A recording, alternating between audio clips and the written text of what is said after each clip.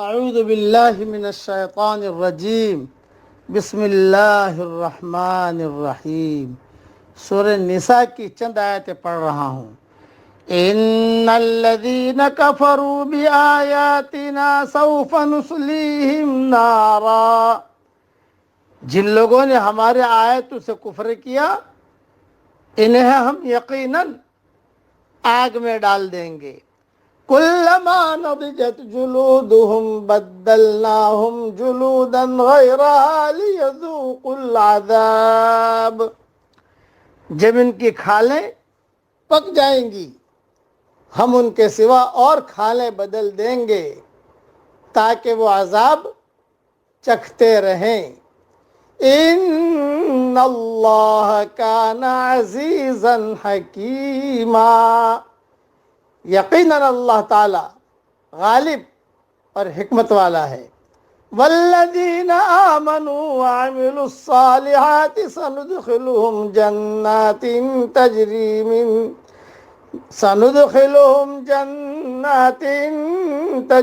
من تحتها الانہار خالدین فیہا ابدا، اور جو لوگ ایمان لائے اور شائستہ اعمال کیے ہم عن قریب انہیں ان جنتوں میں لے جائیں گے جن کے نیچے نہریں بہہ رہی ہیں، جن میں وہ ہمیشہ ہمیشہ رہیں گے۔ لہم فیہا ازواج مطہرہ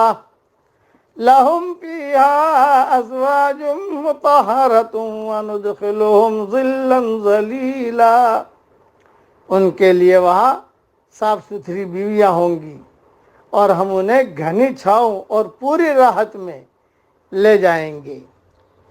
مختصر تشریح سن لیجئے، یہ جہنم کے عذاب کی سختی، تسلسل اور دوام کا بیان ہے۔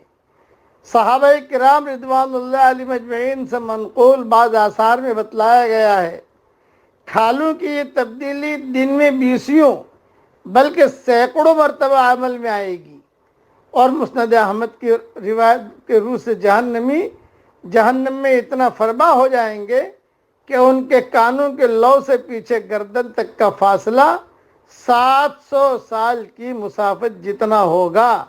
ان کی کھال کی موٹائی 70 بالشت اور ڈاڑھ احد پہاڑ جتنی ہوگی۔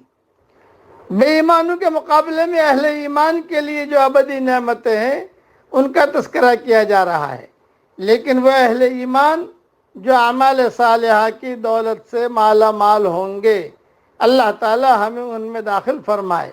اللہ تعالیٰ نے قرآن مجید میں ہر جگہ ایمان کے ساتھ اعمال صالحہ کا ذکر کر کے واضح کر دیا کہ ان کا آپس میں چولی دامن کا ساتھ ہے۔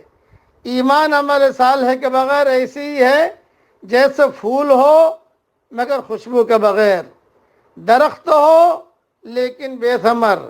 صحابہ کرام رضوان اللہ علیہ مجمعین اور خیر القرون کے دوسرے مسلمانوں نے اس نقطے کو سمجھ لیا تھا، چنانچہ ان کی زندگیاں ایمان کے پھل اور اعمال صالحہ سے مالا مال تھی۔